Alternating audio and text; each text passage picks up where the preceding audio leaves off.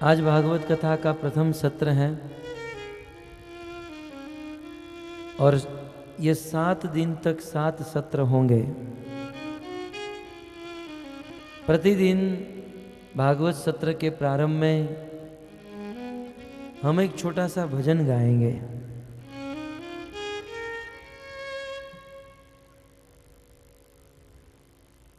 इस संसार में 3 प्रकार के भजन होते हैं, नाम भजन, लीला भजन और तत्व भजन। प्रस्तुत भजन जो आपके सामने प्रतिदिन गाया जाएगा, इसे नाम भजन कहा जाता है। इस भजन में भगवान के अलग अलग नामों का वर्णन हुआ है। भजन बड़ा सिंपल है, सरल है। भजन के बोल इस प्रकार से है: जय राधा माधव कुंज बिहारी, गोपी जन वल्लभ गिरिवरधारी। जय राधा माधव, राधा माधव की जय हो।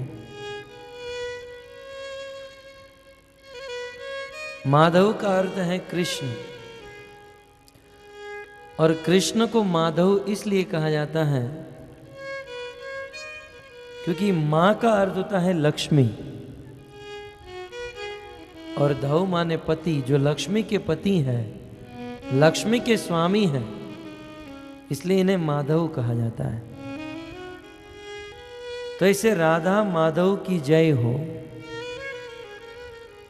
और कुंज बिहारी, कुंज में विहार करने वाले कृष्ण की जय हो। वृंदावन में अनेकों प्रकार के वन हैं जहां पर कृष्ण अपने सखाओं के साथ, अपनी प्रिया श्रीमती राधा रानी के साथ विहार करते हैं। तो कुंजों में विहार करने के कारण कृष्ण का नाम है कुंज विहारी।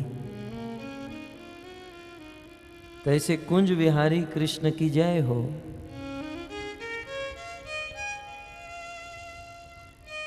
यशोदानंदन ब्रज जन रंजन,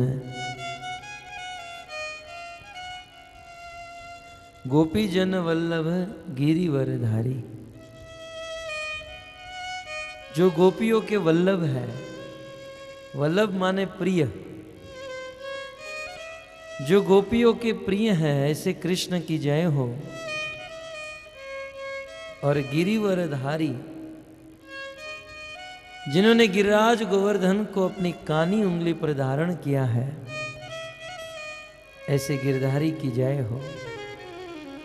यशोदानंदन, जो यशोदा को आनंद देते हैं।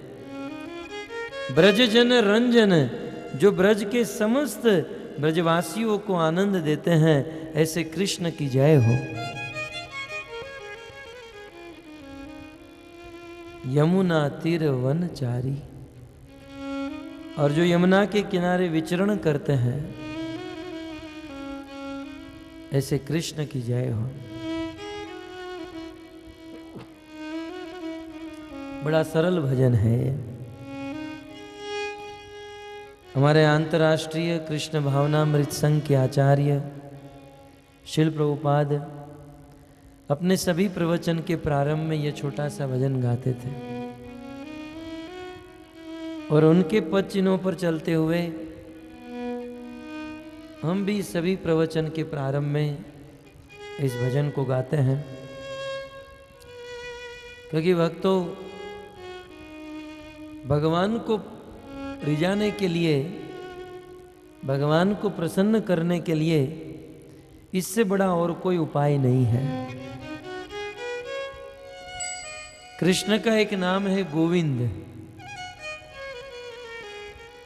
भक्तों, गोविंद को रिझाने के लिए गीत गाना चाहिए। गोविंद जो है गीत से प्रसन्न होता है। रासलीला के प्रसंग में भगवान कृष्ण गोपियों के बीच में से अदृश्य हो गए।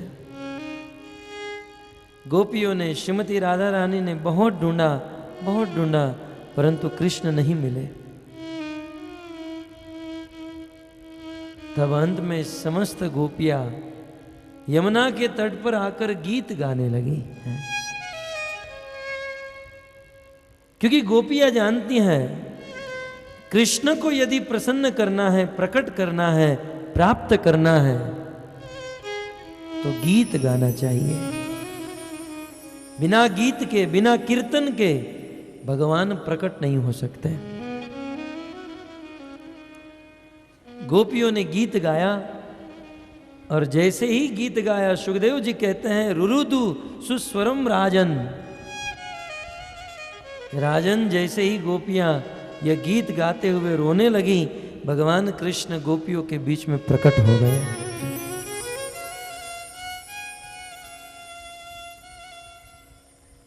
और एक बार नारद जी भगवान विष्णु को रास्ते में मिले। नारद जी ने कहा, प्रभु आपका विजिटिंग कार्ड दीजिए, आपका आता पता कुछ है तो मुझे दीजिए। भगवान ने कहा कि हमारा कोई विजिटिंग कार्ड नहीं है, हमारा पता आप लिख लीजिए। नारद जी हाथ में कलम लेकर लिखने लगे। बोले, लिखने की क्या जरूरत है प्रभु, ये कोई कहने की बात है, आप तो वैकुंठ में ही रहते हो। नारद जी ने कहा, आप वैकुंठ में नहीं रहते, तब तो लिखना पड़ेगा। नारद जी ने कहा, तब तो आप योगियों के हृदय में रहते होंगे। बेचारे रोज सुबह उठकर कपालभाति, भस्त्रिका, अनुलोम विलोम करते हैं, बेचारे थक जाते हैं, सिर नीचे पांव ऊपर। निश्चित आप वैकुंठ में नहीं रहते होंगे, तो फिर योगियों के हृदय में रहते होंगे। तब भगवान विष्णु कहते हैं, योगी नाम हृदयेषु वा। नारद, में योगियों के हृदय में भी नहीं रहता हूं। तब तो नारद जी ने कहा, तब तो अब तो मुझे लिखना ही पड़ेगा। तब भगवान श्री कृष्ण ने ऐलान किया, नारद सुन लो कान खोलकर, यत्र गायन्ति मदभक्ता तत्र तिष्ठामि नारद। हे नारद, जहां पर मेरे भक्त मेरे नाम का कीर्तन करते हैं, वहां पर मैं प्रकट हो जाता हूं, उपस्थित हो जाता हूं। इसलिए भागवत सत्र के प्रारंभ में प्रतिदिन हम भगवान के नाम का कीर्तन करेंगे, भजन गाएंगे, और इस भजन को सुर के साथ, राग के साथ और लालदास के ताल के साथ हम गाएंगे। देखिए, कीर्तन करने की कुछ सिस्टम है, परिपाटी है। जब कीर्तन कराने वाला कीर्तन गा रहा हो तब ध्यान से सुन लेना चाहिए, और जब कीर्तन की एक लाइन समाप्त हो जाए तो उसे जिस ट्यून में गाया है उसी ट्यून में गाने का प्रयास करना चाहिए। राधे मेरी स्वामिनी, मैं राधे को दास, जन्म जन्म मोह दीजियो, श्री वृंदावन वास। राधा तू बड़ भागिनी, कौन तपस्या की, तीनों लोक के नाथ है, सो तेरो आधीन।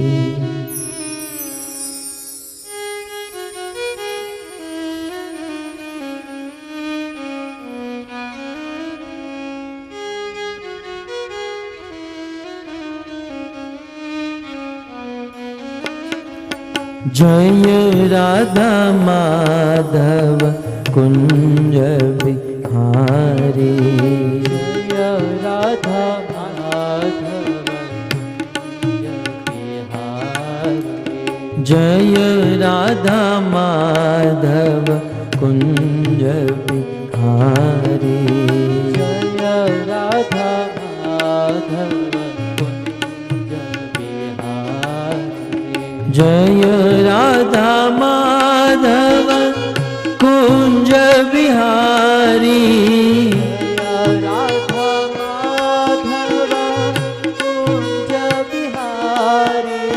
जय राधा माधव कुंज बिहारी।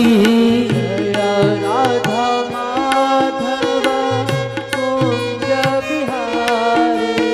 गोपी जन वल्लभ गिरिवर धारी। गोपी जन वल्लभ गिरिवर धारी। गोपी जन वल्लभ गिरिवर धारी। गोपी जन वल्लभ गिरिवर धारी। जय राधा माधव कुंज बिहारी। जय राधा माधव कुंज बिहारी।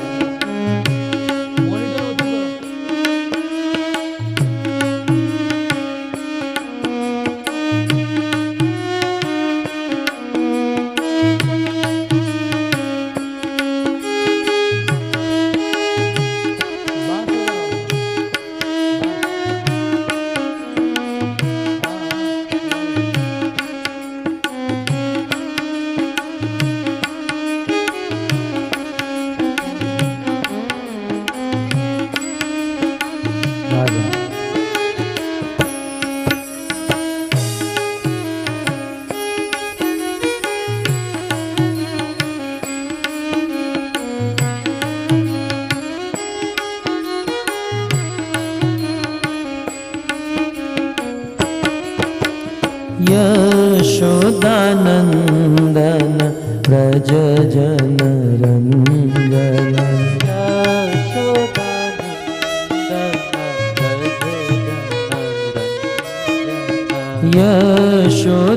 यशोदानंदन व्रज जन रंजन। गाइए प्रेम से। यशोदानंदन व्रज जन रंजन।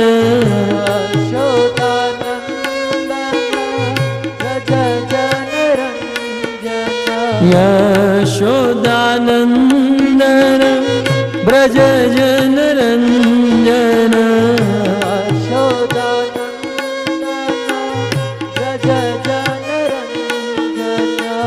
यमुना तीर वनचारी।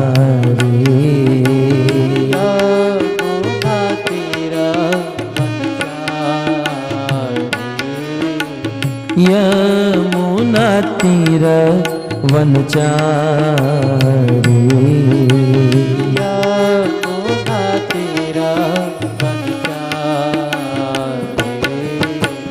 जय राधा माधव कुंज बिहारी। जय राधा माधव कुंज बिहारी।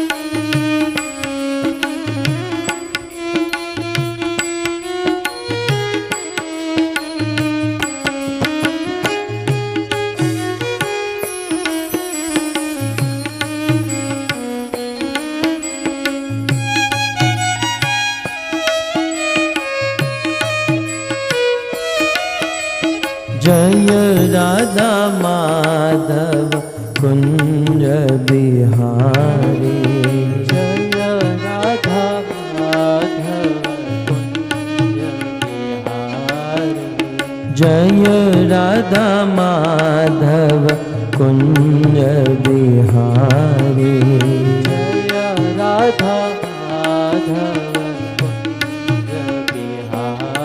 कृष्ण गोविंद गोविंद गोपाल नंद लाल, राधे गोविंद गोविंद गोपाल नंद लाल। प्रेम से भाव से गाइए।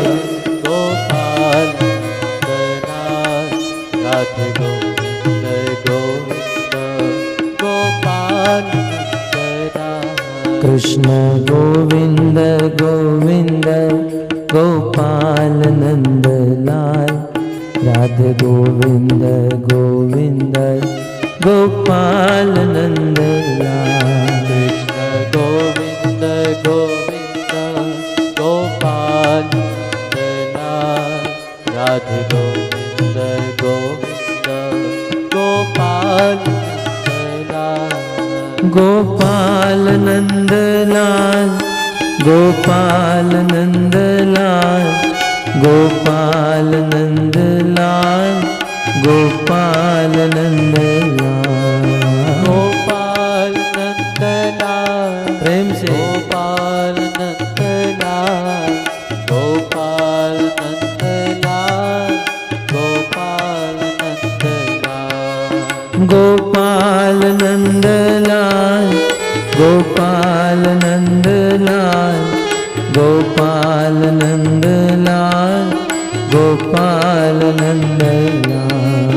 गोपाल नंदलाल, गोपाल नंदलाल। प्रेम से गाइए। गोपाल नंदलाल, गोपाल नंदलाल। कृष्ण गोविंद गोविंद गोपाल नंद लाल, राधे गोविंद गोविंद गोपाल नंद लाल। कृष्ण गोविंद गोविंद गोपाल नंदलाल, राधे गोविंद गोविंद गोपाल नंदलाल।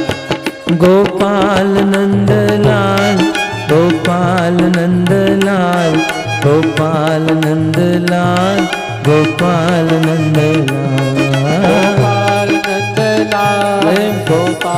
नंदलाल, गोपाल नंदलाल, गोपाल नंदलाल।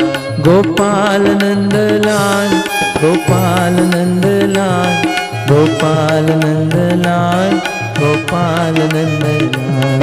गोपाल नंदलाल, गोपाल नंदलाल, गोपाल नंदलाल, गोपाल नंदलाल। कृष्ण गोविंद गोविंद गोपाल नंद लाल, राधे गोविंद गोविंद गोपाल नंद लाल। कृष्ण गोविंद गोविंद गोपाल नंदलाल, राधे गोविंद गोविंद गोपाल नंदलाल।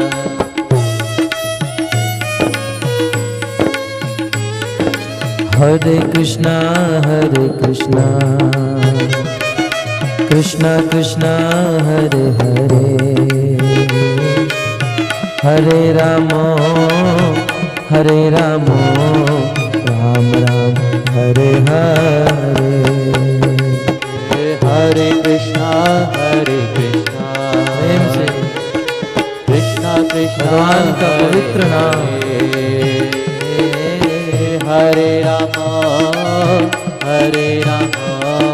राम राम हरे हरे। हरे कृष्णा कृष्ण कृष्ण हरे हरे, हरे राम राम राम हरे हरे। हरे कृष्णा कृष्णा कृष्णा हरे हरे, हरे राम राम राम हरे हरे। देखिए आप सब इतनी मात्रा में यहाँ पर आए हैं और इतने सारे भक्त यहाँ पर उपस्थित हैं।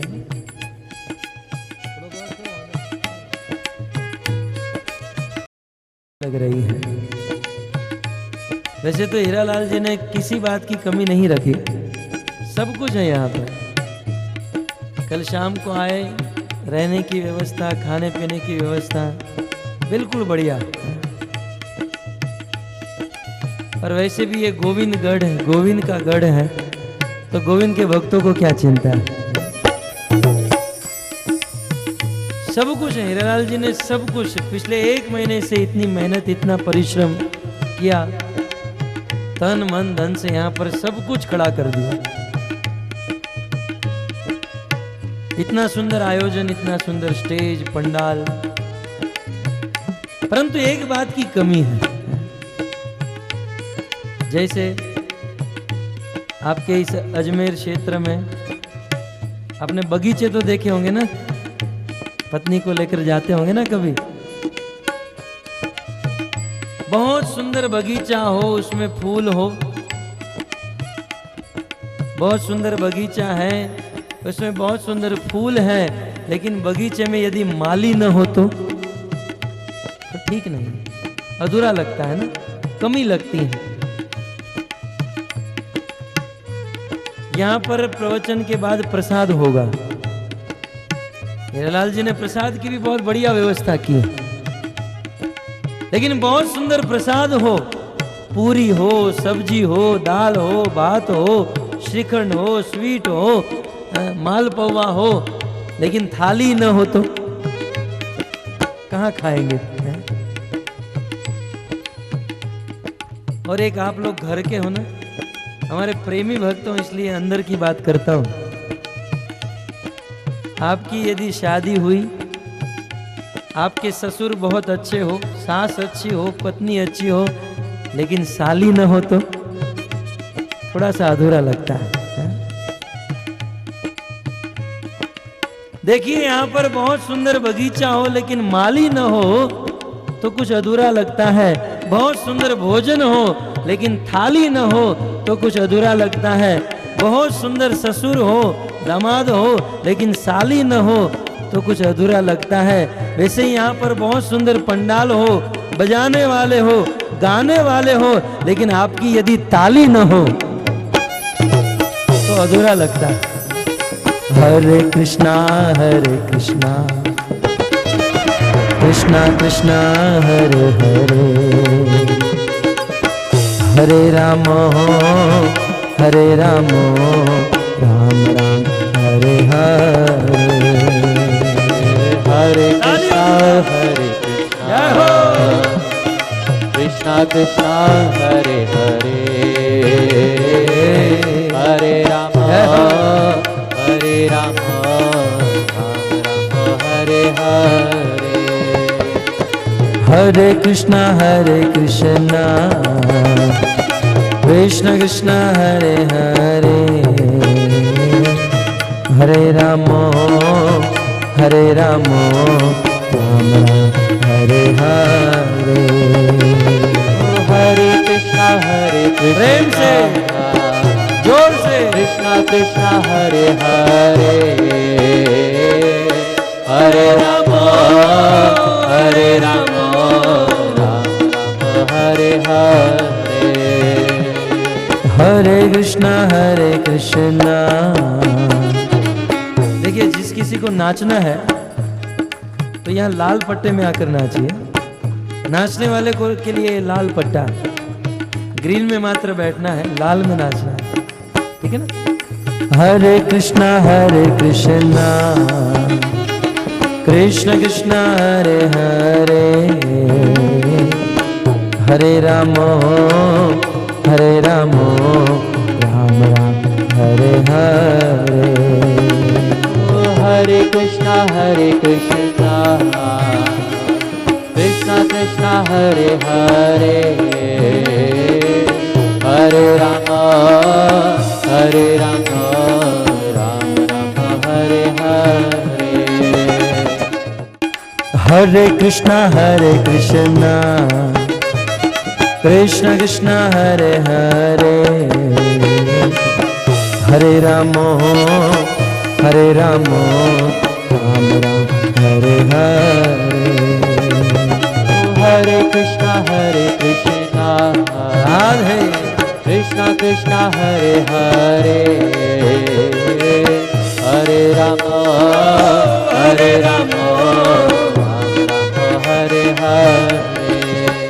बोलो हरे कृष्णा कृष्ण कृष्ण हरे हरे, हरे राम राम राम हरे हरे। ओ हरे कृष्णा कृष्णा कृष्णा हरे हरे, हरे राम राम हरे हरे। हाँ हरे कृष्णा कृष्ण कृष्ण हरे हरे, हरे राम राम राम हरे हरे। ओ हरे कृष्णा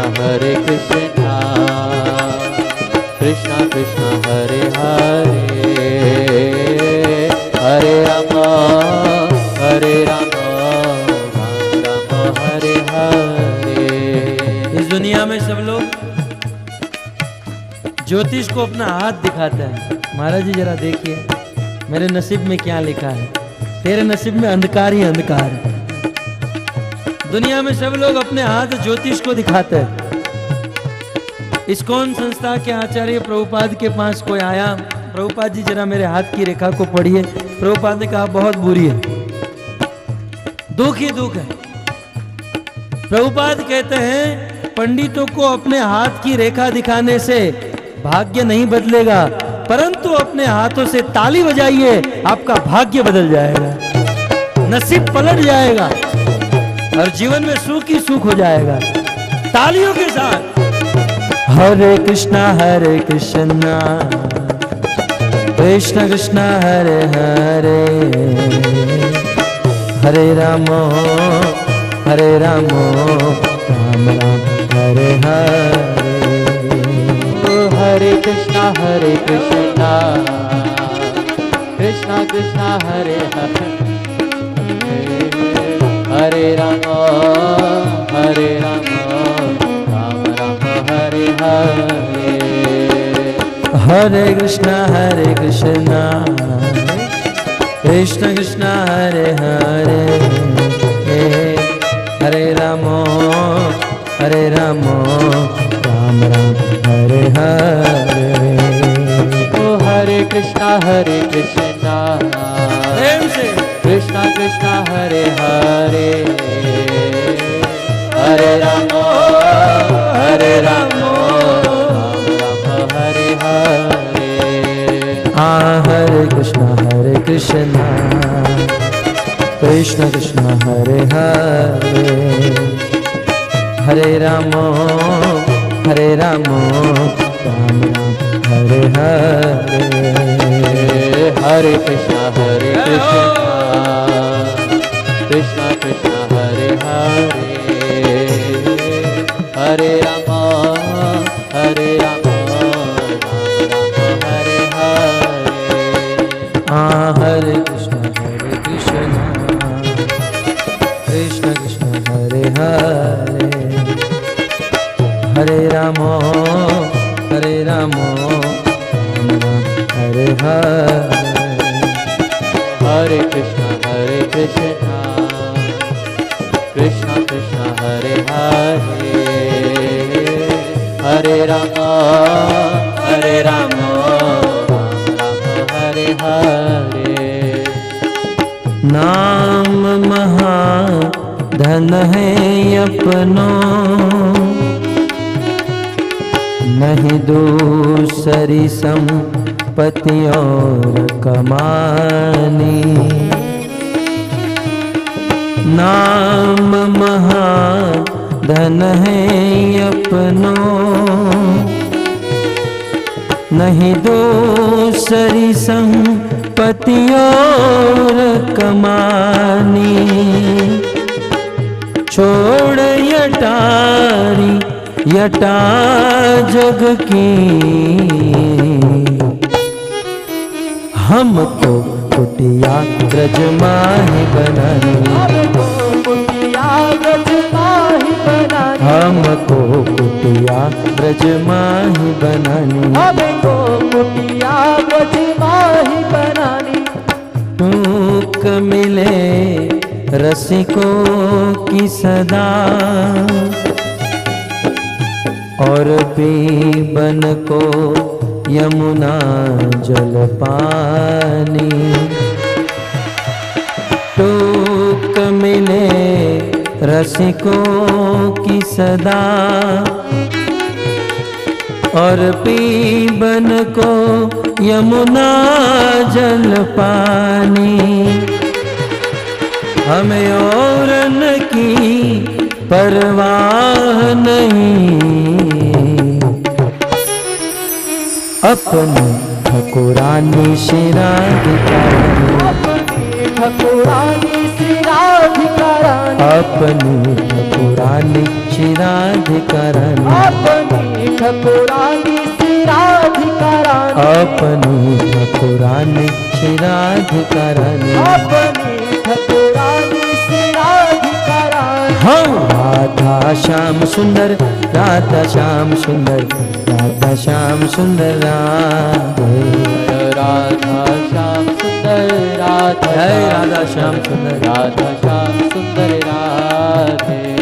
राधा श्याम सुंदर, राधा श्याम सुंदर, राधा श्याम सुंदर राधे। राधा श्याम सुंदर, राधा श्याम सुंदर, राधा श्याम सुंदर राधे। कृष्ण बलराम, कृष्ण बलराम, कृष्ण बलराम, जय कृष्ण बलराम। कृष्ण बलराम, कृष्ण बलराम, कृष्ण बलराम, जय कृष्ण बलराम। कृष्ण बलराम, कृष्ण बलराम, कृष्ण बलराम, जय कृष्ण बलराम। कृष्ण बलराम, कृष्ण बलराम, कृष्ण बलराम, जय कृष्ण बलराम। हाँ गौर निताय जय गौर निताय, गौर निताय जय गौर निताय। गौरा निताय जय गौरा निताय, गौरा निताय जय गौरा निताय। गौर निताय जय गौर निताय, गौर निताय जय गौर निताय। गौरा निताय जय गौरा निताय, गौरा निताय जय गौरा निताय। प्रभुपद प्रभुपद प्रभुपद शिल प्रभुपद, प्रभुपद जय श्री प्रभुपाद। प्रभुपद शिला प्रभुपद। प्रभुपद प्रभुपद प्रभुपद शिल प्रभुपद। प्रभुपद प्रभुपद प्रभुपद शिला प्रभुपद। जय जय प्रभुपाद प्रभुपाद प्रभुपाद प्रभुपाद। जय जय प्रभुपाद प्रभुपाद प्रभुपाद प्रभुपाद। नित्य गौर हरि बोल, हरि बोल, हरि बोल, हरि बोल। निताय गौर हरि बोल, हरि बोल, हरि बोल, हरि बोल। युग धर्म हरिनाम संकीर्तन की, शील प्रभुपाद की, निताय गौर प्रेमानंदे। हरि बोल।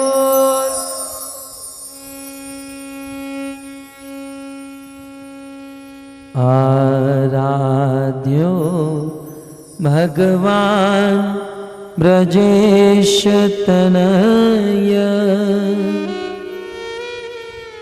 तद्धाम वृंदावन। रम्या काचिदुपासना ब्रजबधो, वर्गेण या कल्पिता। श्रीमद्भागवतं प्रमाणममलं, प्रेमापुमर्थो महा। श्रीचैतन्य महाप्रभो मतमिदं, तत्रादरो नः पर। श्री चैतन्य महाप्रभु मतमिदं तत्रादरो नः पर वंशे विभो शितकरा नवनीरदाभात् पीताम्बरदरुणबिं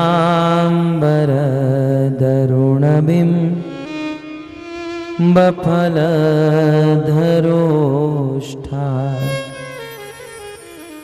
पूर्णेन्दुसुन्दरमुखा अरविन्दनेत्रा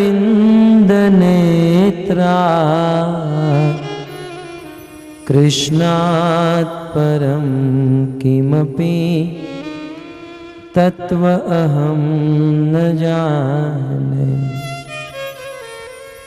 योऽन्तः प्रविश्य मम वा चमिमां प्रसुप्तां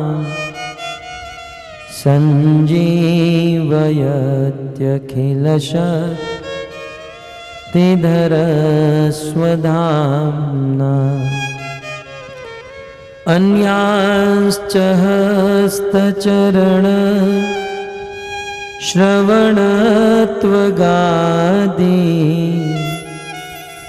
प्राणान्नमो भगवते पुरुषाय तोभ्यम्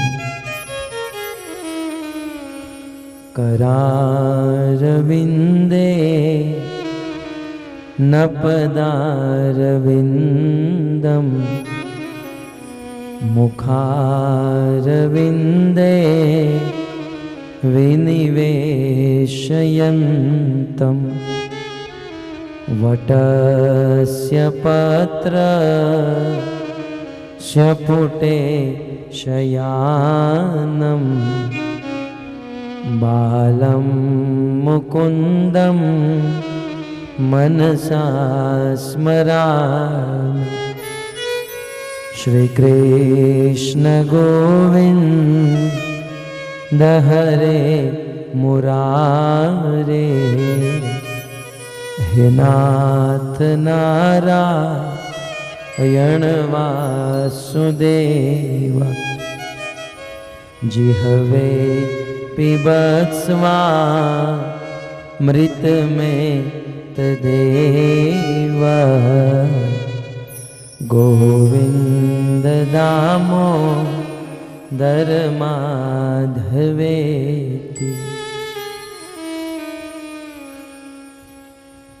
जय जय श्री राधा रमण जय जय नवल किशोर जय गोपी चित चोर प्रभु जय जय माखन चोर। श्री कृष्णचंद्र भगवान की जय। श्रील प्रभुपाद की जय। श्रीमद् भागवत कथा में इस प्रथम दिवसीय प्रथम सत्र में हार्दिक स्वागत करते हैं। कथा आरंभ करने से पहले आराध्य भगवान ब्रजेश तनय श्री श्याम सुंदर राधा कृष्ण के चरणों में कोटि कोटि वंदन करता हूँ।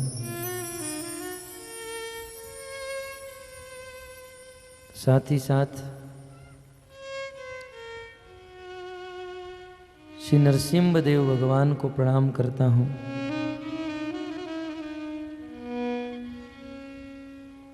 जिस भगवान नरसिंह देव की कृपा से यत्पाद पल्लव कुंभ विनिधाय यत्पाद पल्लव युग विनिधाय कुंभ द्वंदे प्रणाम समये स गणाधिराज। गणाधिराज गजानन गणपति महाराज। गजाननम भूत गणादि सेवितम कपित जाम्बु फलचारु भक्षणम उमासुतम शोक विनाश कारकम नमामि विघ्नेश्वर पाद पंकजम।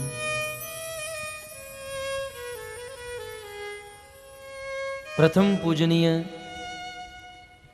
श्री गजानन गणपति महाराज,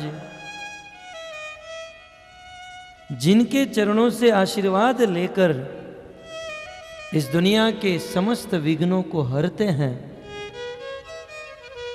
जिनकी कृपा से गजानन गणपति महाराज को संसार के विघ्न हरने की शक्ति प्राप्त होती है, और उस नरसिंह देव भगवान के चरणों में कोटि कोटि वंदन करते हैं और प्रार्थना करते हैं। प्रजापति परिवार से हीरालाल जी ने जो इस भागवत कथा का आयोजन किया है, इस भागवत कथा में किसी भी प्रकार का विघ्न न आए, यह कथा निर्विघ्न संपन्न हो, भगवान नरसिंह देव से प्रार्थना करते हैं। तदंतर साक्षात भगवान श्री कृष्ण आज से 525 वर्ष पूर्व श्रीमती राधा रानी के भाव को लेकर इस पृथ्वी पर प्रकट हुए और उन्होंने संसार के लोगों की पात्रता अपात्रता को देखे बिना अपनी शुद्ध भक्ति प्रेमा भक्ति का दान किया। ऐसे कलयुग पावन अवतार करुणा वरुणालय श्री चैतन्य महाप्रभु के चरणों में कोटि कोटि नमन करता हूं, क्योंकि भक्तों,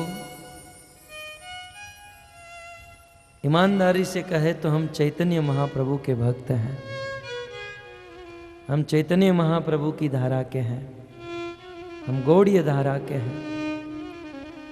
संसार में अनेकों भागवत कथाएं होती हैं और इस भागवत कथा में क्या अंतर है?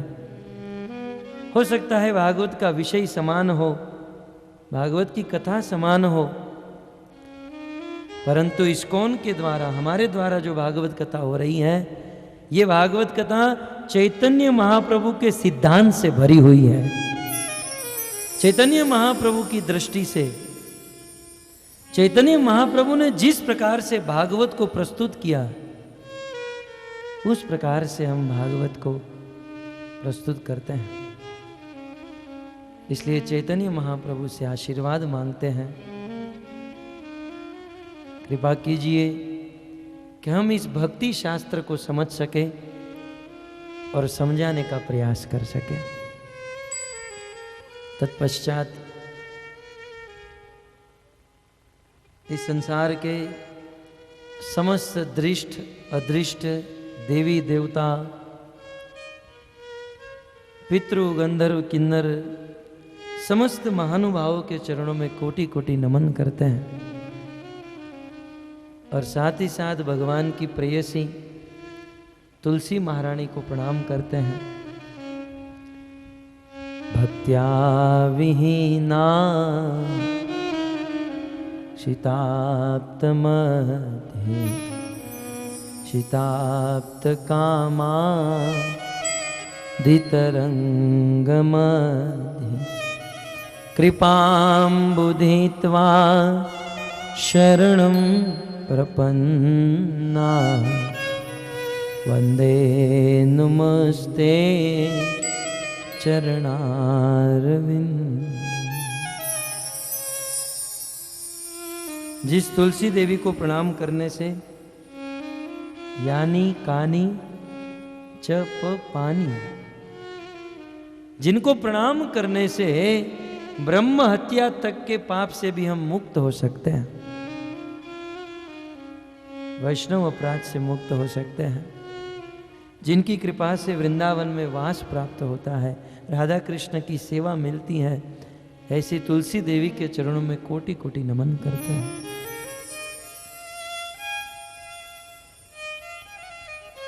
और साथ ही साथ इस गीता और भागवत के ज्ञान को जिन्होंने पूरी दुनिया में प्रचार किया। भक्तों, ये भागवत प्रकट हुआ भारत में, भागवत का आविष्कार हुआ भारत में, परंतु इस भागवत को लेकर अमेरिका गए और पूरी दुनिया में कृष्ण भक्ति का डंका बजा दिया। ऐसे श्रील प्रभुपाद के चरणों में कोटि कोटि प्रणाम करते हैं, जिन्होंने पापी तापी जीवों को रात दिन जो नशे में चूर रहते थे, चारों पापों में मग्न रहते थे, ऐसे पापियों को भगवान के नाम पर नचा दिया। और जिनकी कृपा से, जिनके भागवत तात्पर्य अनुवाद को पढ़कर आज हम भक्त बने हैं, ऐसे प्रभुपाद के चरणों में कोटि कोटि प्रणाम करते हैं। भक्तों, भले इस कथा का आयोजन इस्कॉन के द्वारा नहीं हुआ, हीरालाल जी के द्वारा हुआ है, परंतु फिर भी इस कथा में श्रील प्रभुपाद जी के द्वारा बताई गई फिलोसॉफी बताई जाएगी। श्रील प्रभुपाद जी के द्वारा लिखे गए ग्रंथों को यहाँ पर प्रस्तुत किया जाएगा। तत्पश्चात जिनकी कृपा से,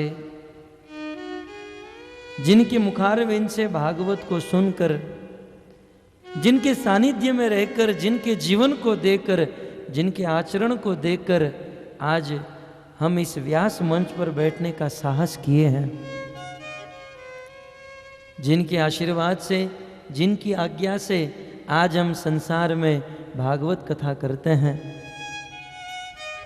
ऐसे हमारे प्रिय गुरुदेव, परम आराध्य, प्रातः स्मरणीय, भागवत भूषण, भागवत प्रधान श्री राधा गोविंद गोस्वामी महाराज जी के चरणों में कोटि कोटि प्रणाम करते हैं।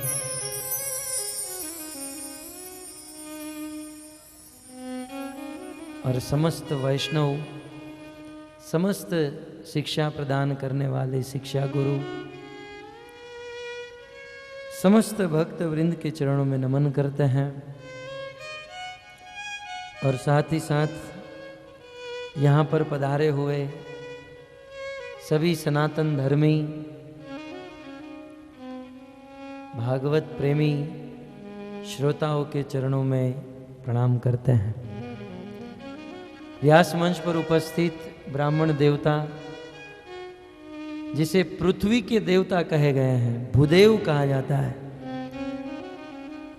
तो ये भी मुंबई से आए हैं, हमारे बीच में उपस्थित हैं, भागवत का पाठ कर रहे हैं, जाप कर रहे हैं। इन ब्राह्मणों के चरणों में भी कोटि कोटि नमन करते हैं और विशेष स्वागत करते हैं हमारे अजमेर के इस्कॉन के भक्तों का, जिनका हमारे प्रति स्नेह है, स्वाभाविक प्रेम है, और यहाँ पर उपस्थित रहकर इस कथा में 4 चांद लगा दिए हैं।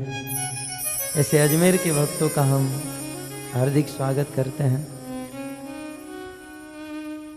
विशेष स्वागत करता हूँ, आप मेरा बच्चा कहो, मेरा प्रिय कहो, छोटा भाई कहो या शिष्य कहो, निर्माण मोहादास जो नरवर गांव से आए हैं, उनकी हम पर बड़ी कृपा है। वो ऐसा मानते हैं कि हम उनके गुरु हैं, लेकिन वास्तव में तो वो मेरे गुरु हैं, क्योंकि बिना उनकी सहायता से हम गा नहीं सकते हैं।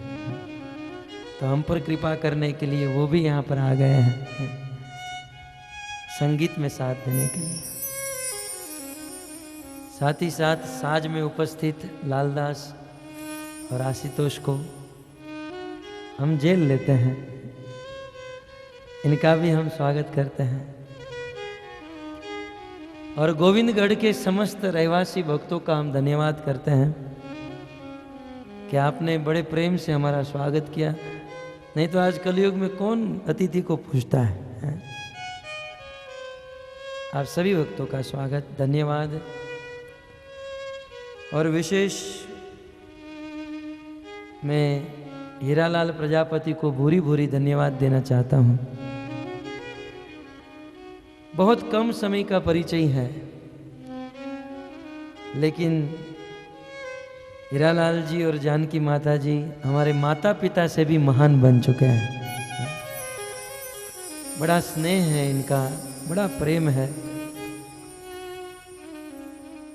प्रथम मिलन में ही हमने इनके प्रस्ताव को स्वीकार कर दिया, क्योंकि मैंने कुछ नहीं देखा, इनके हृदय का भाव पढ़ लिया। बहुत सुंदर भाव है इनका, हृदय बहुत कोमल है। भले मुंबई में रहते हैं, मुंबई में रहने वाले इतने नम्र नहीं होते हैं परंतु भगवान के प्रति इनका स्नेह है। हीरालाल जी, उनकी धर्मपत्नी जानकी माता जी,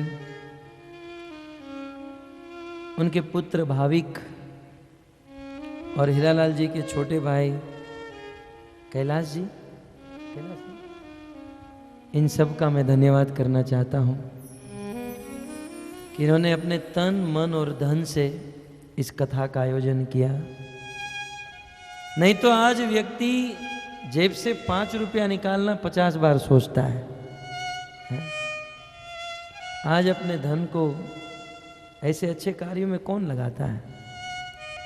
और भक्तों ध्यान से सुनिए, इतने पवित्र अवसर में, भागवत कथा में, जहाँ वैष्णव का मिलन है, साधु संतों का मिलन है, भगवत कथा है और भगवत प्रसाद है, ऐसी जगह पर उसी व्यक्ति की संपत्ति लग सकती है जिन्होंने करोड़ों करोड़ों जन्मों से सुकृति और पुण्य किया है। नहीं तो वक्तों पैसे तो वेश्या के पास भी होते हैं। ये धन कोई बड़ी चीज नहीं है। धन दुनिया में सबके पास है, लेकिन धन का इस्तेमाल कहां हो रहा है, ये सबसे बड़ी चीज है। अपने धन का इस्तेमाल इतने सुंदर आयोजन में, भागवत कथा, भागवत मंच, भगवत प्रसाद, साधु संतों का आगमन, सेवा, मुझे नहीं लगता है कि धन की इससे बड़ी गति और कोई होगी। धन का सबसे अच्छा वास्तविक इस्तेमाल, धन की वास्तविक गति यही है कि वे भगवान और भक्तों की सेवा में लगाए। तो मैं इस प्रजापति परिवार का धन्यवाद करना चाहता हूं और निश्चित रूप से हीरालाल जी ने इस भागवत कथा का आयोजन किया है। भले उनका उद्देश्य है इस कथा से हमारे गांव वालों का उद्धार हो, इस अजमेर जिले के सभी गांवों में प्रचार हो, ये इनका उद्देश्य है। लेकिन मेरा विश्वास है कि इस भागवत कथा से हीरालाल जी के पिताजी मोतीलाल जी का पूर्ण रूप से उद्धार होगा।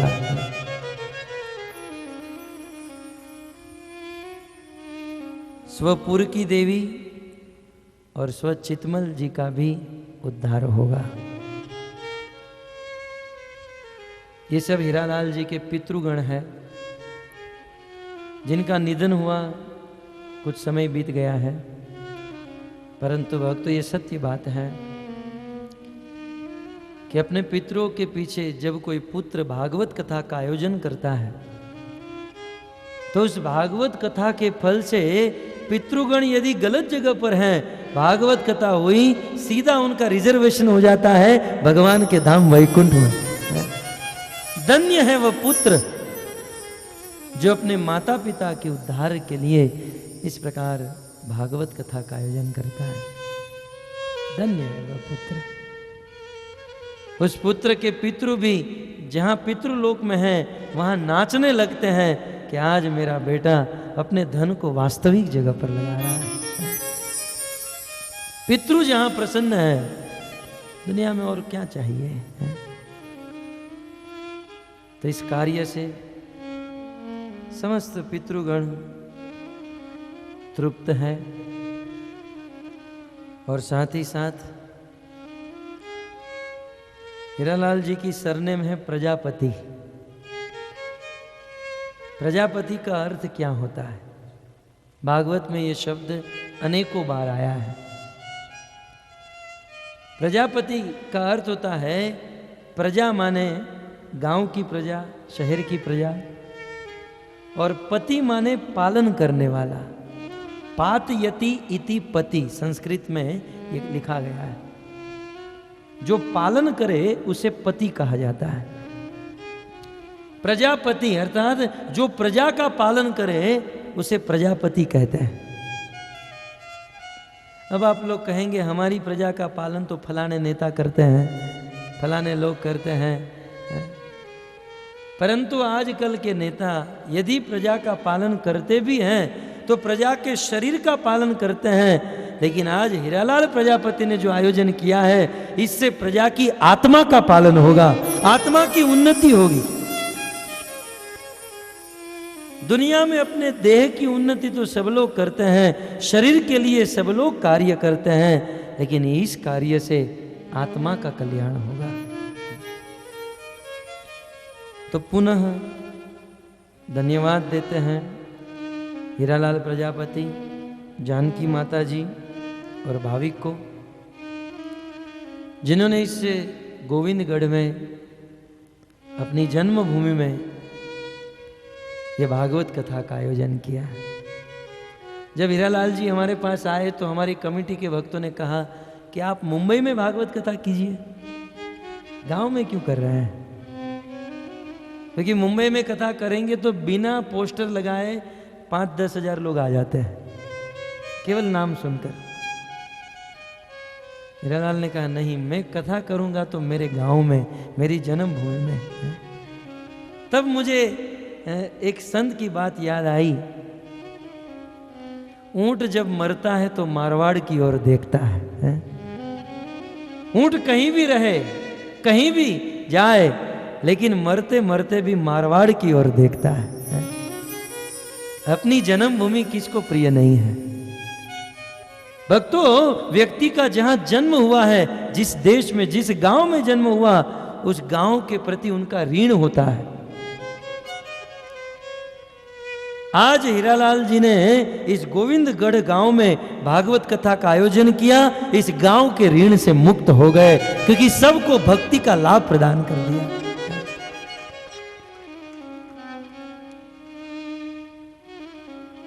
तो धन्यवाद करते हैं और भागवत कथा की ओर अग्रसर होते हैं। भक्तों, इस कथा का आयोजन इस गोविंदगढ़ क्षेत्र में हुआ। गोविंद भगवान कृष्ण का एक नाम है, क्योंकि भगवान कृष्ण, गो का अर्थ होता है इंद्रिया। गो माने गोप, गो माने गोपी, गो माने गाय, ये गो का अर्थ होता है। और गोविंद, विंद माने आनंद देना। कृष्ण गाय को आनंद देते हैं, गोपियों को आनंद देते हैं, गोप को आनंद देते हैं, इसलिए कृष्ण को गोविंद कहा जाता है। भागवत जी की महिमा सुननी चाहिए, क्योंकि न तथा श्रद्धया लोके, इस लोक में किसी वस्तु के प्रति तब तक श्रद्धा उत्पन्न नहीं होती है जब तक उस वस्तु की महिमा पता न चले।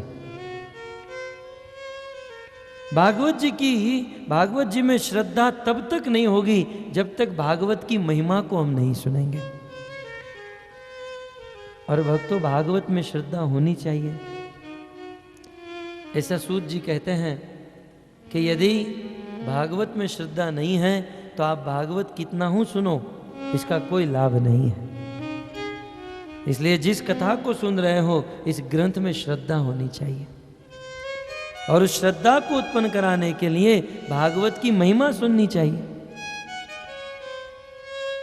और भागवत जी की महिमा वेदव्यास मुनि ने पद्म पुराण और स्कंद पुराण में बताई है।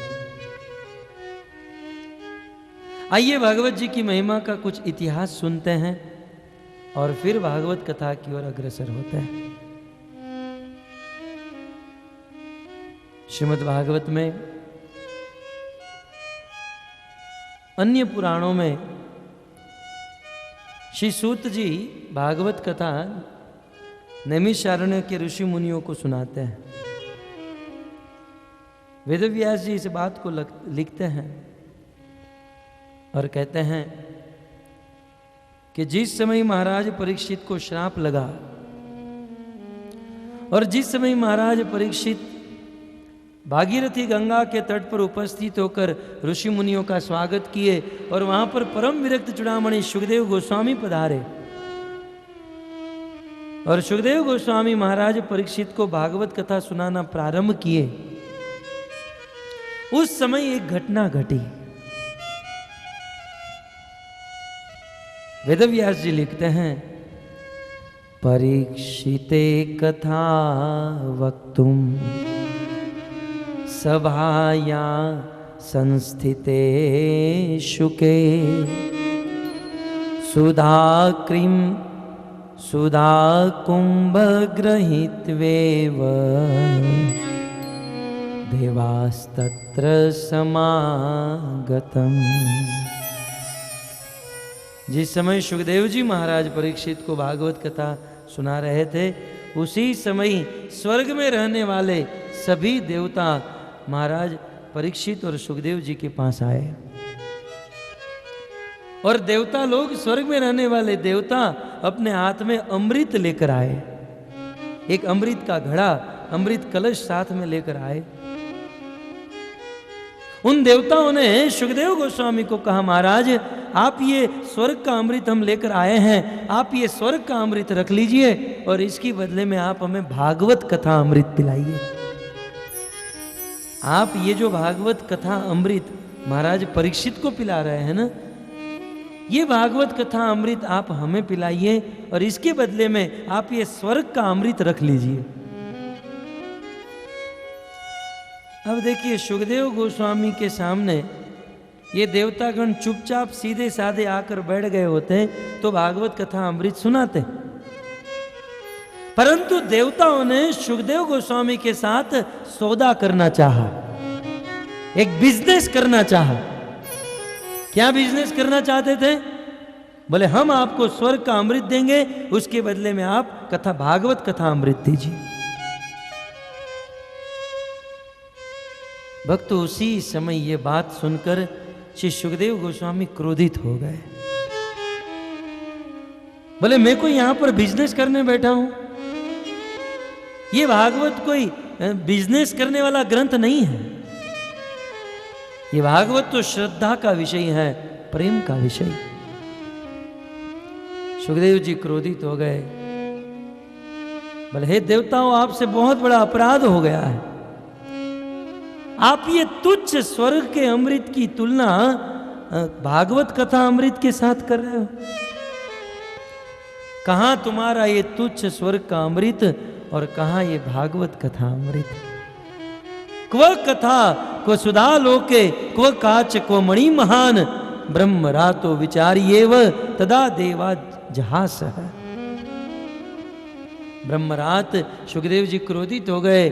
कहां तुम्हारा ये कांच के टुकड़े के समान स्वर्ग का अमृत और कहां हीरे के समान भागवत कथा अमृत। तुम कांच के टुकड़े की तुलना हीरे के साथ कर रहे हो। आज तुम लोगों से बहुत बड़ा अपराध हो गया है। सुखदेव जी ने कहा अब भी इसी समय इस स्थान को छोड़कर निकल जाओ, नहीं तो मैं श्राप दे दूंगा। सुखदेव जी ने उस देवताओं को वहां से भगा दिया। बोले तुम भागवत सुनने के अधिकारी नहीं हो।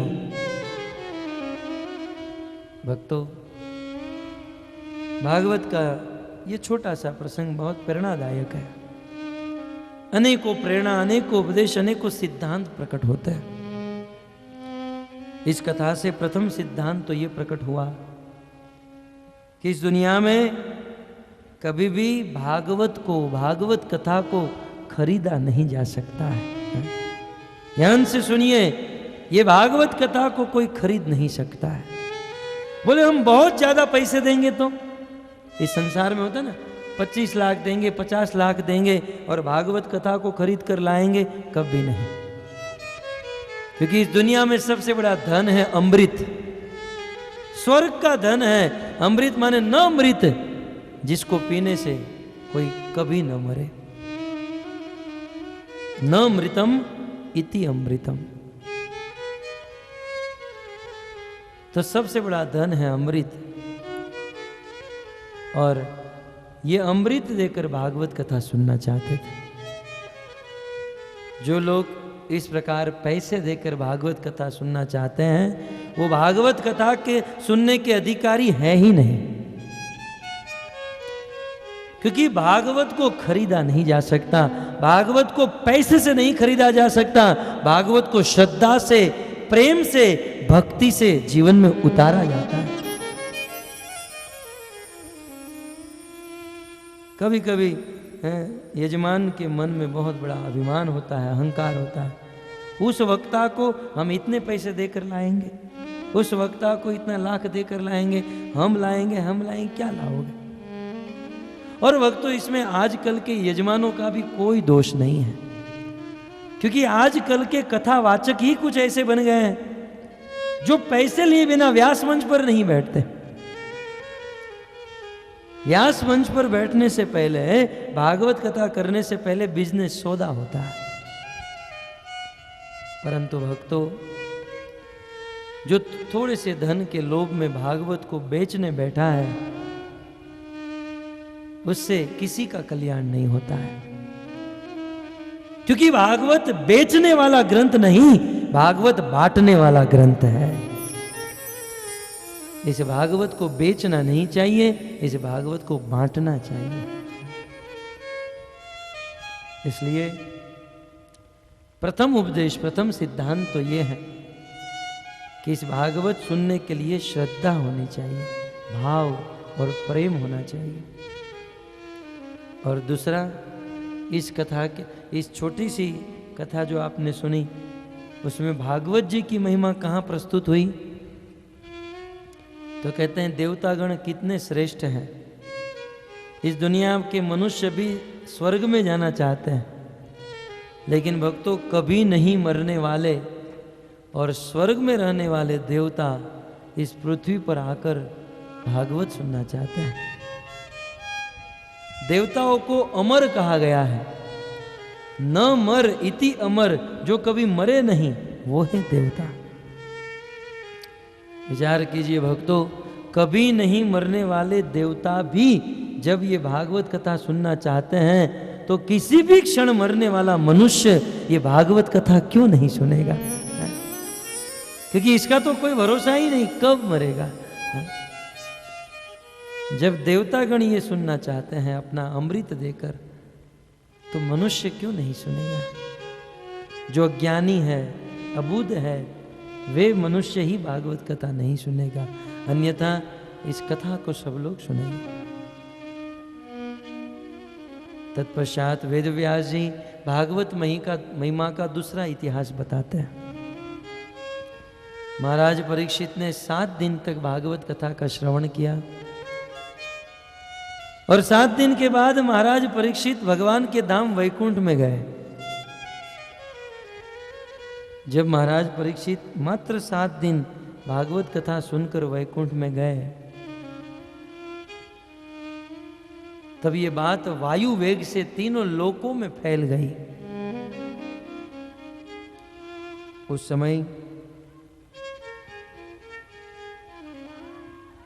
ब्रह्मलोक में रहने वाले ब्रह्मा जी के कान में ये बात गई।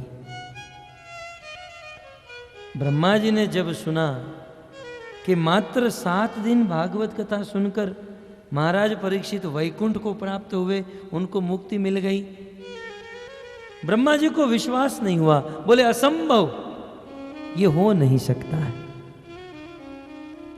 वेदव्यास जी लिखते हैं, राज्ञो मोक्षम तथा वीक्ष्य पुरा धाता विस्मितः सत्यलोके तुलाबन्ध्वा तोलयत् साधनान्यज। ब्रह्मा जी को विश्वास नहीं हुआ कि 7 दिन भागवत कथा सुनकर कोई मुक्ति को प्राप्त हो सकता है, क्योंकि दुनिया में लोग मुक्ति प्राप्त करने के लिए जीवन भर तक तपस्या करते हैं, होम हवन यज्ञ ध्यान इत्यादि करते हैं, इतनी इतनी मेहनत करने के बाद भी मुक्ति नहीं मिलती है, और मात्र 7 दिन भागवत कथा सुनकर मुक्ति मिल जाए, ये कैसे संभव हो सकता है? ब्रह्मा जी को विश्वास नहीं हुआ। यद्यपि ब्रह्मा जी के 4 मुख हैं, 4 मुख हैं तो 4 खोपड़ी भी होगी, 4 बुद्धि होगी। 4 बुद्धि वाले ब्रह्मा को जब विश्वास नहीं हुआ तो एक बुद्धि वाले मनुष्य को कैसे होगा? बताइए, आज के मनुष्य को भागवत पर विश्वास न हो, ये कौन सा बड़ा आश्चर्य है, जब चतुर्मुख ब्रह्मा को इस पर विश्वास नहीं हुआ। ब्रह्मा जी ने सोचा कि मात्र 7 दिन में भागवत सुनकर कोई भगवान की प्राप्ति करे, विश्वास नहीं होता, इसलिए मैं परीक्षा लूंगा। सत्यलोक की तुला बंधवा, उस सत्यलोक में ब्रह्मलोक में ब्रह्मा जी ने एक बहुत बड़ी तुला बंधवाई। तुला जानते ना, वजन करने का कांटा, उसके 2 पात्र होते हैं। ब्रह्मा जी ने उस तुला के एक पात्र में भागवत कथा श्रवण करने का फल रख दिया। मात्र 7 दिन भागवत कथा श्रवण करने का फल उस तुला के एक पात्र में रखा, और दूसरे पात्र में जीवन भर तपस्या करने का फल रखा, और तुला उठाई, तपस्या करने का फल घट गया और भागवत कथा सुनने का फल बढ़ गया, वजन बढ़ गया। ब्रह्मा जी ने तपस्या को नीचे उतारा और यज्ञ के फल को रखा, और फिर तुला उठाई, जीवन भर तक यज्ञ करने का फल हल्का हो गया और भागवत कथा सुनने का फल भारी रह गया।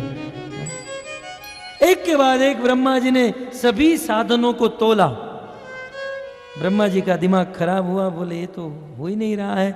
अंत में ब्रह्मा जी ने एक पात्र में सभी साधनों को रख दिया, जीवन भर तपस्या का फल, दान का फल, पुण्य का फल, होम हवन, सारा फल एक पात्र में, और दूसरे पात्र में 7 दिन भागवत कथा श्रवण करने का फल रखा। और जब उस तुला को उठाया, फिर भी सारे साधन हल्के हो गए और 7 दिन कथा सुनने का फल भारी हो गया। और ब्रह्मा जी ने निर्णय दे दिया कि इस दुनिया में भागवत कथा सुनने के फल से ज्यादा फल और किसी साधन में नहीं। मुक्ति प्राप्त करना चाहते हैं, वैकुंठ प्राप्त करना चाहते हैं, तो श्रीमद् भागवत सबसे श्रेष्ठ, सबसे सरल। यह है भागवत की महिमा। सभी साधन एक और श्रीमद् भागवत कथा एक और, फिर भी दोनों को उठा जाए, भागवत का वजन बढ़ जाए। यह है भागवत की महिमा।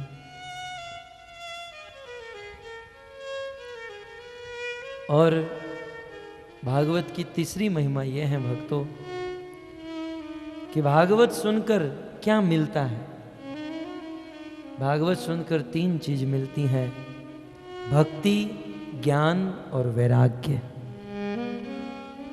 आप भागवत जितना सुनते जाओगे उतना ज्ञान, भक्ति और वैराग्य का सिंचन होता जाएगा, उतने आप आगे बढ़ते जाओगे। आपके जीवन की भक्ति बढ़ेगी, ज्ञान और वैराग्य ये तीनों बढ़ेगा। भक्ति ज्ञान विरागाणाम विवेको वर्धते महान।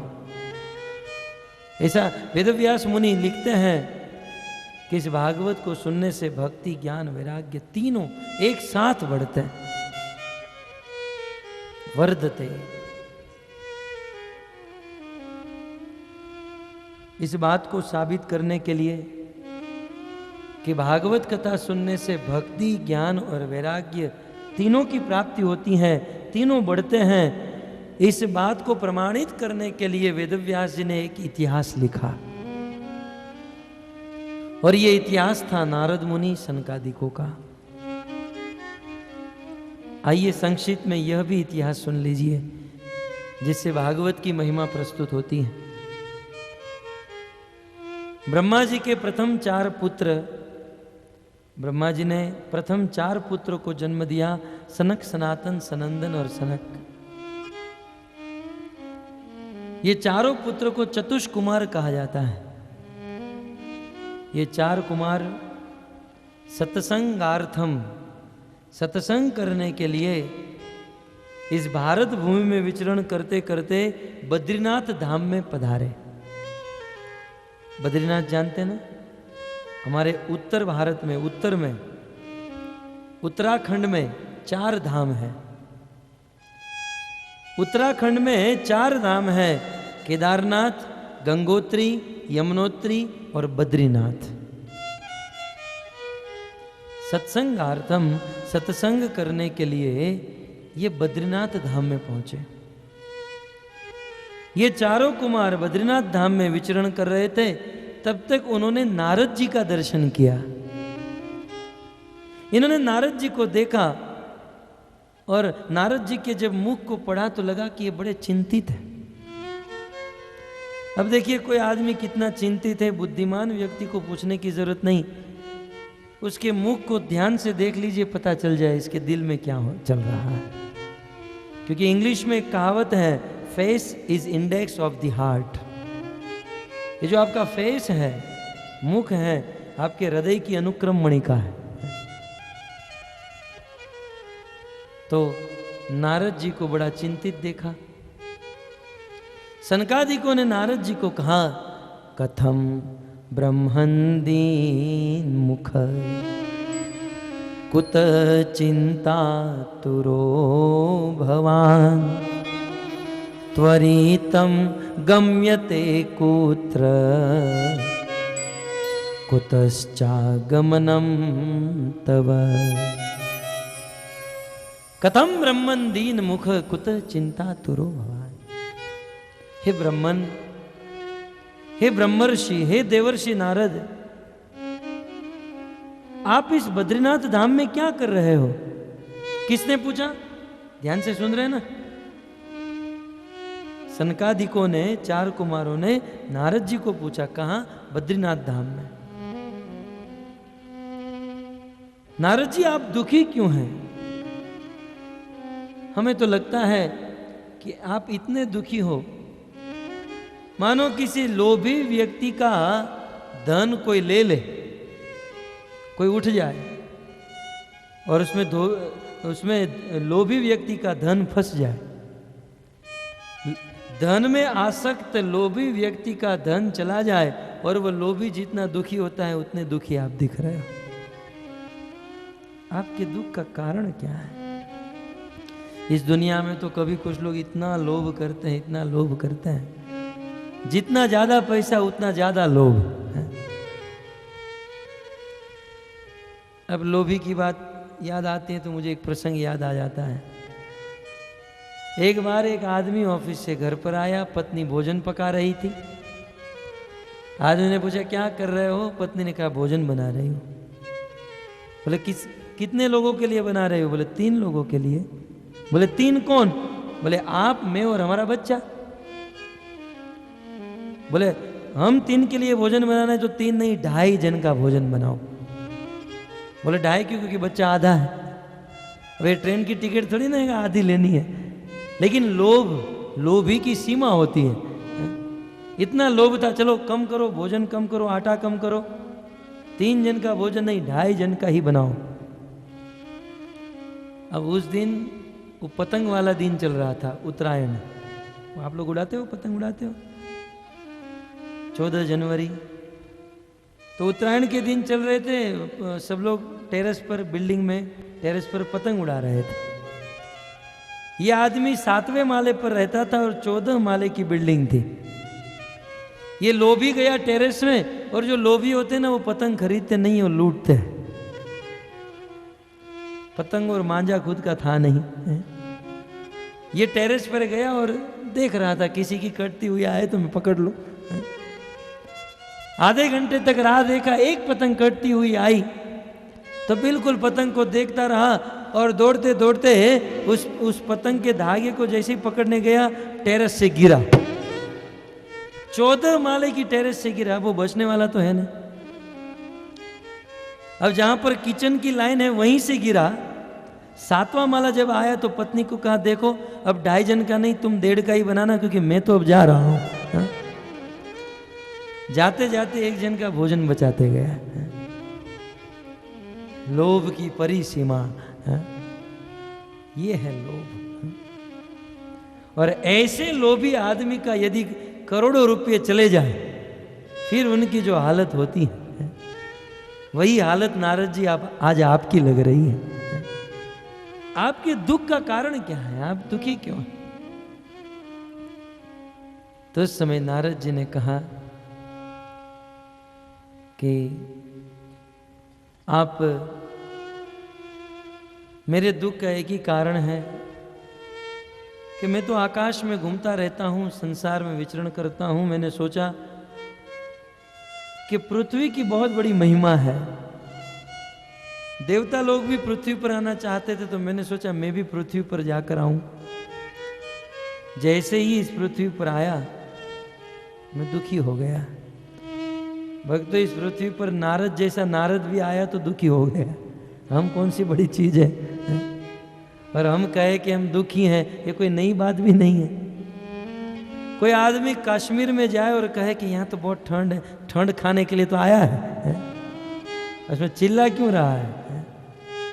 कश्मीर में लोग क्यों जाए? कोई आदमी शादी के बाद हनीमून करने के लिए स्विट्जरलैंड चला जाए और वहां जाकर के यहाँ बहुत ठंड है, बहुत ठंड है, तो ठंड के लिए तो तू गया है। नहीं तो मुंबई क्या गलत था, अजमेर क्या गलत था? वैसे ही दुनिया में आकर कोई कहे कि मैं दुखी हूं, तो सीधी बात है, दुनिया दुखालय है, दुखी तो होंगे ही, क्योंकि ये जगत का स्वरूप ही है दुखी रहना। दुखालयम शाश्वतम। नारद मुनि जब इस संसार में, इस पृथ्वी पर आए, दुखी। सनकादिकों ने पूछा कि फिर भी आपके दुख का कारण क्या है? नारद जी ने कहा, मैं इस पृथ्वी पर आया और इस पृथ्वी की हालत को देखकर मैं विचरण करते करते वृंदावन गया। वृंदावन गया तो मैंने एक अद्भुत दृश्य देखा। दृश्य क्या था? एक 16 साल की कन्या, एक 16 वर्ष की स्त्री दो बूढ़े आदमी के बीच में बैठकर आलाप कर रही थी। वो दोनों बूढ़े आदमी सो रहे थे, बिल्कुल मूर्छित अवस्था में थे, कोमा में चले गए थे। और ऐसे दोनों बूढ़े आदमी के बीच में वह युवती, वह जवान कन्या जोर जोर से रो रही थी। जब मैं वहां से निकल रहा था, तब उस कन्या ने मुझे बुलाया, भो भो साधु क्षणम तिष्ठ मत चिंताम अपि नाशय। हे साधु, हे नारद मुनि, आप थोड़ी देर के लिए यहां पर रुक जाइए और मेरी चिंता को दूर कर दीजिए। भो भो साधु क्षणम तिष्ठ मत चिंताम अपि नाशय, मेरी चिंता को आप दूर कीजिए। नारद जी ने कहा, मैं कैसे चिंता को दूर करूंगा? तब उस देवी ने कहा, उस युवती ने कहा, दर्शनम तव लोकस्य सर्वथा अघहरम परम। नारद जी, एक बार भी यदि कोई आपका दर्शन कर लेता है तो वह व्यक्ति सारे दुखों से मुक्त हो जाता है। आप यहां पर खड़े रहिए और मेरी चिंता को, मेरे दुख को दूर कीजिए। नारद जी उनके निकट गए और पूछने लगे, आप हो कौन? और ये दोनों बूढ़े आपके पिता हैं, आपके दादा हैं, ये कौन है? उस समय उस युवती ने कहा, हे नारद जी, मैं साक्षात भक्ति देवी हूं, मैं साक्षात भक्ति महारानी हूं। ये जो हम भक्ति करते हैं ना, भगवान का नाम, कथा कीर्तन, इसका एक मूर्तिमान स्वरूप है स्त्री के रूप में। बोले, मैं भक्ति महारानी हूं और ये जो दोनों है ना, ये दोनों मेरे पुत्र हैं। नारद जी तो बिल्कुल दंग रह गए। बोले, पुत्र तो मां से छोटे होते हैं, ये तो तुम्हारे पिता की उम्र के लग रहे हैं। ये बूढ़े कोमा में चले गए हैं, ये आपके पुत्र कैसे हो सकते हैं? तब उस भक्ति देवी ने कहा, नारद जी विश्वास कीजिए, ये दोनों मेरे पुत्र हैं। इसका नाम है ज्ञान और इसका नाम है वैराग्य। भक्तों, ये ज्ञान और वैराग्य भक्ति महारानी के पुत्र हैं। लेकिन प्रश्न यहां पर यह बन रहा है कि आज ये दोनों पुत्र बूढ़े क्यों हो गए और मूर्छित क्यों हो गए? इसका उत्तर भक्ति देवी दे रही है कि हे नारद जी, ये पुत्र के बूढ़े होने के कारण मैं आपको बता रही हूं। इस दुनिया में हमें कोई स्वीकार करने के लिए तैयार ही नहीं है। मैं भक्ति और मेरे ज्ञान और वैराग्य को इस दुनिया में कोई नहीं स्वीकार कर रहा है। और कलयुग की प्रथम संध्या में, कलयुग के प्रारंभ में ही इतनी विषम परिस्थिति आ चुकी है, मैं आपको क्या बताऊं। सत्यम नास्ति तप शोचम दया दानम न विद्यते उदरम भरिणिनो जीवा वराका कुट्टभाषिण। नारद जी, घोर कलयुग आ चुका है। सत्य नास्ति, इस दुनिया में सत्य नाम की चीज नहीं रही। सब लोग झूठ बोलते हैं, छोटी छोटी बातों में झूठ बोल देते हैं। अपना काम बनाने के लिए छोटी छोटी बातों में झूठ झूठ झूठ। बिजनेस करो, झूठ। भक्त, तो आज भी मुझे वो दिन याद है। हमारी पढ़ाई मुंबई में हुई। मैं 10वीं क्लास कंप्लीट करके जब कॉलेज में गया और अकाउंट का प्रथम लेक्चर था, मुझे याद है प्रोफेसर का नाम था कमलेश शर्मा। वो जैसे ही हमारे क्लासरूम में आए, उन्होंने बोर्ड पर एक इंग्लिश में सेंटेंस लिखा, एक वाक्य लिखा। बोले, इस दुनिया में एक भी ऐसा बिजनेस नहीं है जिसमें झूठ न बोलना पड़े। बिना झूठ बोले आप बिजनेस नहीं कर सकते। जमीन के बिजनेस वाले 500 रुपए में जमीन ली है तो बेचने वाले को कहना ही पड़ेगा कि भाई 600 की है। कोई भी माल, किसी भी फील्ड में झूठ बोले बिना कोई कुछ नहीं करता। और झूठ बोलना एक बहुत बड़ा पाप है। नारद जी ने कहा सत्य नास्ति। भक्ति महाराज ने कहा कि इस दुनिया में सत्य नाम की चीज नहीं है। सब लोग झूठ बोलते हैं। और उसमें भी भक्त, ये मोबाइल आने के बाद तो क्या बताए, अजमेर से कोई गोविंदगढ़ आने के लिए निकल चुका है और फोन करके पूछे कहाँ पहुंचे, बस पहुंच गए। खड़ा है अजमेर में लेकिन कहेगा पहुंच गए। मोबाइल, झूठ, छोटी छोटी बातों में। भक्तों, भागवत में एक उद्धव गीता का वर्णन है। उद्धव जी ने कृष्ण को बहुत प्रश्न पूछे, भगवान ने जवाब दिए। उनमें से एक प्रश्न था, कह वीर, इस दुनिया में सबसे बड़ा वीर कौन है? किसने पूछा? उद्धव ने भगवान कृष्ण को। भगवान कृष्ण ने यह नहीं कहा जो जिम्नेशियम में जाते हैं, थोड़ी बॉडी बना लेते हैं, 6 पैक हो जाते हैं, वो बहुत बड़े वीर हैं। भगवान कृष्ण ने कहा, उद्धव, इस संसार में सबसे बड़ा वीर वो है जो सत्य बोलता है। सत्य बोलना एक बहुत बड़ी वीरता है, बहुत बड़ी शक्ति है, ताकत। पहले तो उपमा दी जाती थी, रघुकुल रीत सदा चली आई, प्राण जाई पर वचन न जाए, प्राण जाई पर वचन न जाए। रघुकुल रीत सदा चली आई, प्राण चले जाए पर वचन न जाए, वचन से कभी मिथ्या न हो जाए।